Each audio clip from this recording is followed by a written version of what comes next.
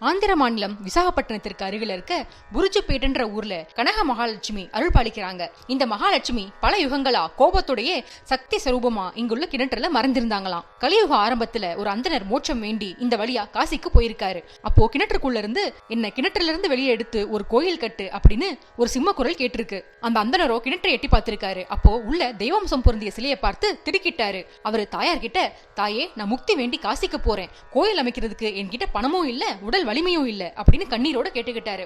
இதனால கோபப்பட்ட தேவி கோடரிய அவரை நோக்கி குறி வச்சிருக்காங்க. இது தெரிஞ்சுக்கிட்ட சிவபெருமான் தேவியோட இடது கையை துண்டிச்சு சாந்த ஸ்வரூபமா மாறும்படி அவங்கள பணிச்சிருக்காரு. அவரோட ஆணைக்கு கட்டுப்பட்டு மகாலட்சுமி கருணை வடிவா மாறி இருக்காங்க. அதன் பின்னால அந்த அந்தனருக்கும் மோட்சம் வழங்கி இருக்காங்க. விசாகப்பட்டினத்து அரசர்களோட குலதெய்வமாவும் கோட்டையுடைய காவல் தெய்வமாவும் இந்த மகாலட்சுமி விளங்கி இருக்காங்க.